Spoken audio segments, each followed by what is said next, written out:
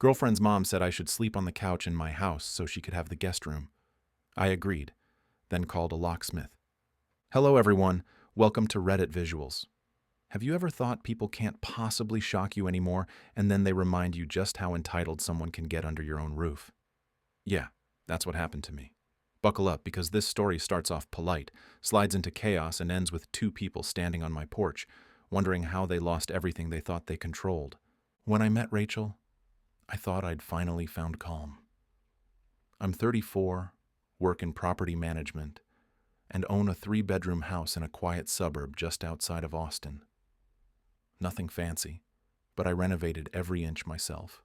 Hardwood floors, gray stone counters, and even the porch swing I built from scratch.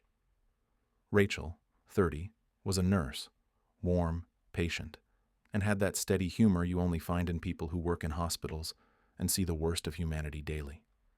We met at a mutual friend's barbecue. 2 months later, she was spending most nights at my place. 8 months later, she moved in. Now here's the important part. When Rachel moved in, I had her sign a simple cohabitation agreement. Nothing harsh, just something my lawyer buddy drafted up that basically said she was a guest with permission to stay, not a tenant with legal rights. In property management, you learn fast that paperwork protects everyone. She signed it without hesitation, said it made sense. We even joked about it. Just in case you turn out to be a serial killer, she laughed. Just in case you try to steal my porch swing, I shot back. We clicked, truly. She didn't treat my house like a trophy. She helped with groceries, decorated the smallest bedroom as a cozy reading nook for herself, and even set up a small herb garden out back. The other bedroom was my office, desktop, filing cabinets, safe, the works. For the first time in years, it felt like home had life in it again. Then her mom, Linda, came into the picture. Rachel's mom was the type of woman you'd describe as charming with a warning label. The first few times we met, she was great, helped us cook, told funny stories, and folded laundry without being asked. She'd drop by and say, "Don't mind me, just tidying up while I'm here." And honestly, I didn't mind. She was helpful, considerate. She even brought me lunch to my office once. Rachel said she was just happy to see her mom bonding with someone again after her dad's passing 2 years ago. So when Linda called one afternoon saying her apartment was being renovated for water damage and she needed a place to stay for 2 weeks tops, I didn't hesitate. Of course, I said yes.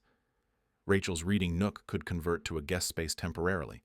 It would be fine. The first few days were fine. Better than fine. She cooked dinner, cleaned the kitchen spotless, even ironed my work shirts, stuff I never asked for but appreciated. I remember thinking maybe all those horror stories about meddling mothers-in-law were exaggerated. Then week 2 turned into week 4, and the air in the house changed. It started small. She began rearranging things, moved my coffee maker because it looked better near the sink. My shoes belonged by the door, not in the hallway. Then she started giving Rachel suggestions. "Sweetheart, your hair looks better when you wear it down. Maybe you should start making his lunch before work. It shows care." And then, to me, over breakfast, "You should get rid of that old couch. It's not good for entertaining." The way she said, "entertaining," I almost missed the edge in her tone, like she was planning to do a lot of it. Rachel brushed it off. "She's just trying to help. You know how moms are." But the help didn't stop there. Suddenly she was managing our lives like she was paying the mortgage. She started inviting her friends over without asking. Once I came home from work to find 3 women sitting at my kitchen island drinking wine. One of them asked me where the extra glasses were, as if I were visiting them. When I raised an eyebrow at Rachel later, she said, "Mom's just lonely." It's harmless. Harmless became a word I started to hate. Then came the night that flipped everything. It was a Friday. Long week. I came home tired, and all I wanted was to stretch out, order takeout, and crash. Instead, I walked into my house to find Linda and Rachel standing in the hallway, looking serious.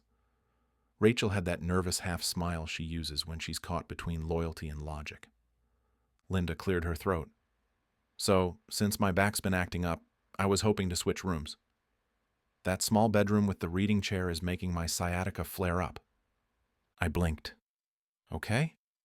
So where do you want to move?"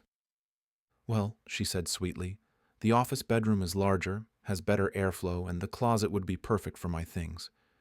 You work from home sometimes anyway, so you could just use the dining table. She meant my office, the room where I handle all my rental contracts, with my desktop, files, and safe containing deed copies and sensitive tenant information.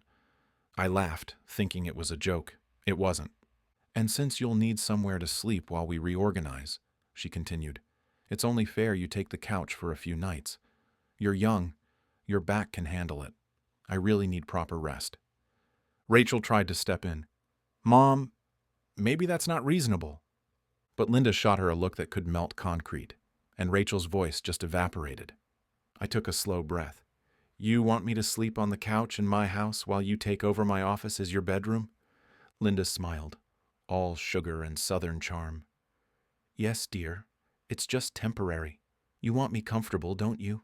I mean, you've been so generous. Surely a few nights on the couch won't kill you. I looked at Rachel. She wouldn't meet my eyes. That silence, that avoidance, that was the moment something in me snapped. The woman I'd fallen for, the one who dealt with life or death situations in the ER every shift, couldn't stand up to her own mother in my house. Sure, I said calmly. You can have it. I'll sleep on the couch tonight. Linda looked smug. Rachel looked relieved, but neither of them noticed the way my tone flattened, the way a fuse sounds just before it reaches the dynamite. That night, I didn't sleep. I sat on that couch staring at the ceiling fan, listening to them talk and laugh upstairs like queens in a castle I built with my own hands. Every rotation of that fan was a reminder that I'd let two people mistake kindness for weakness. Around 2 a.m., I heard them moving furniture in my office. My desk, my filing cabinet, the sound of drawers opening. I got up, walked to the bottom of the stairs and listened. Linda was saying, "See? This room is perfect. I knew he'd come around. Men always do when you're firm with them." I went back to the couch. I didn't sleep at all. Instead, I ran calculations. I thought about that cohabitation agreement. I thought about property law. I thought about the fact that Linda had never paid a dime toward anything, not rent, not utilities, not even groceries anymore. And I thought about how I'd become a stranger in my own home. At 6 a.m., I made coffee. At 7, when I heard them stirring upstairs, I texted Rachel, taking a long drive to clear my head. Be back this afternoon. She replied with a heart emoji. That heart emoji felt like a tiny betrayal all its own. I didn't take a drive. I went to my office at the property management company and made calls. First, to my lawyer buddy, confirming the cohabitation agreement was airtight. Second, to a locksmith I'd worked with on rental properties. Emergency recce, I told him. Can you do it today? He said he could be there by 11. Third, I called 2 guys from my gym who owed me favors. Need help moving some boxes. Pay you in pizza and beer. At 9:30, I texted Rachel again. Might be out longer than I thought. Don't wait up for lunch. She replied, okay, Mom and I are going to the mall anyway. Perfect. By 10, I was home. My gym buddies showed up at 10:15. We worked fast. Everything of Rachel's went into boxes. Clothes, toiletries, shoes, books, her nursing textbooks, that ceramic mug collection she loved, and even the herb garden pots. Everything of Linda's went into garbage bags because she'd been visiting, so I wasn't precious about it. We labeled every box. Rachel's clothes, Rachel's bathroom, Rachel's books. I wasn't angry. I was surgical. The locksmith arrived at 11. New locks, I told him. Front, back, side door, and the deadbolts. He looked at me like he'd seen this before. Relationship? He asked. I nodded. Say no more, he said, and got to work. By 12:30, every lock was changed. By 1, every box was stacked neatly on the porch. I even put a tarp over them in case it rained. My gym buddies left with frozen pizzas and a case of beer. I sat on the porch swing I'd built, drank a lemonade, and waited. They pulled up at 2:15. I watched Linda get out first, laughing about something. Rachel followed, holding shopping bags. Then Linda froze. She saw the boxes. What on earth is this? Your new living arrangement, I said calmly from the swing. You wanted space and comfort. Now you've got all the space you need.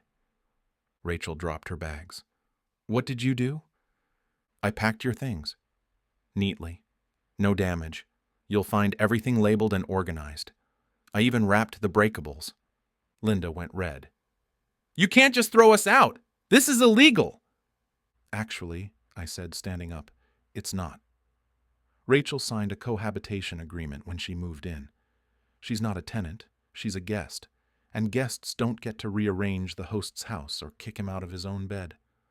I pulled a folded paper from my pocket. Here's a copy if you'd like to refresh your memory. Rachel's face went pale. I forgot about that. I didn't, I said. Linda started yelling about respect and family and how dare I treat them this way. I didn't raise my voice once. In property management, you learn that ownership is silent power. I just stood there, hands in my pockets, while she cycled through fury, bargaining, and finally tears. Please, Rachel said, and her voice cracked. Can we just talk about this? We did talk, I said.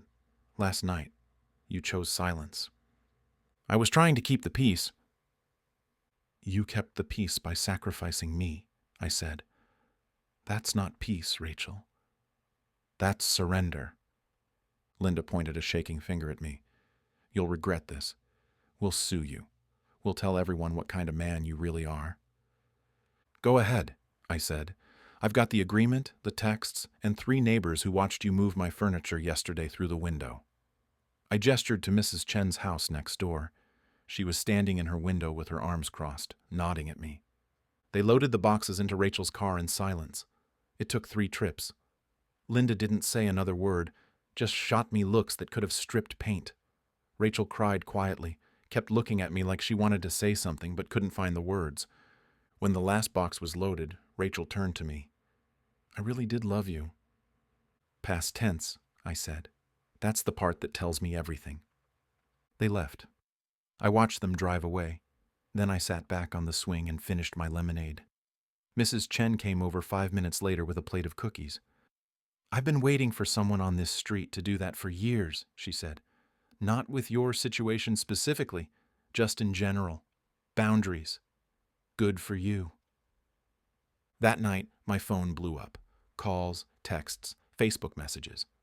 Linda had posted a long rant painting me as an unstable control freak who kicked out his girlfriend and her poor, disabled mother without warning.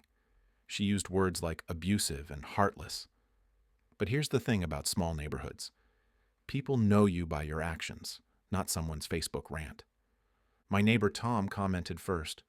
Funny, didn't they move into his house? Then Mrs. Chen. I watched them rearrange his office through the window yesterday while he was at work. Didn't seem very temporary guest behavior to me. Then my buddy from the gym. This dude helped me move 3 times and never asked for a dime. Most generous guy I know. Within an hour, the post had 15 comments defending me. Linda deleted it by midnight. Rachel texted Saturday morning. Can we please talk? I didn't mean for it to go this far. I replied, you meant every step. You just didn't mean for there to be consequences. We can talk in a month when you've had time to think about what partnership actually means. She never replied to that. Sunday, I deep cleaned the house, mopped the floors, wiped down every surface, burned a sage bundle Rachel had left behind just for the symbolism of it. I moved my office back to the way it was. I put my coffee maker back in its spot.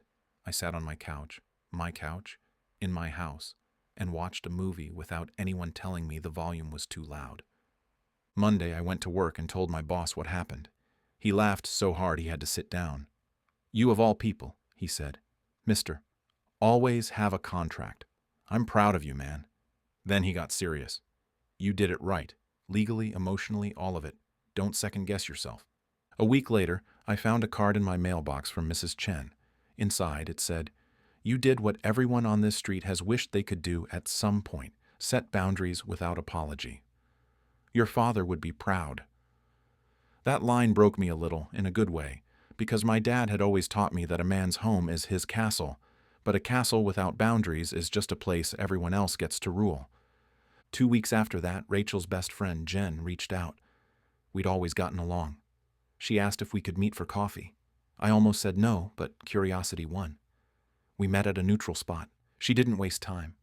Rachel's a mess, Jen said, and she knows she screwed up. But I'm not here to beg for her. I'm here to tell you that Linda has been pulling this same stunt for years. Rachel's older sister won't even talk to their mom anymore because Linda moved in with her and her husband and tried to take over their lives. Rachel saw it happen and swore she wouldn't let it happen to her. But when it was her turn, she froze. She didn't know how to say no to her mom without losing her. That's not my problem to fix, I said. I know, Jen replied. I'm just telling you so you know it wasn't about you. It was about a lifetime of conditioning. She slid an envelope across the table. Rachel wanted me to give you this. Inside was a check for 2 months' worth of what rent would have been, and a handwritten note. I can't undo what I let happen. I can only say I'm sorry and that you deserved better. Thank you for teaching me what boundaries look like. I hope someday I'm strong enough to keep them. I didn't cash the check. I kept the note. 3 months later, I heard through mutual friends that Rachel and Linda weren't speaking. Apparently, Linda had tried to move in with Rachel's new apartment, and Rachel finally said no. It took losing me for her to find her spine. I felt bad for her, honestly. Not bad enough to reach out, but bad enough to hope she figured it out. As for me, my house is quiet now, peaceful. My coffee maker is exactly where I want it. My office is mine again. My couch is where I sit, not where I'm exiled. And if anyone ever tells me I should sleep on it again in my own home, they'll learn the same lesson Linda and Rachel did. Generosity without boundaries isn't kindness. It's a trap you set for yourself. I don't regret what I did, not even a little. I regret that it had to happen, sure, but I don't regret standing up for myself in my own home. Some people will call me cold. Some will say I should have tried harder.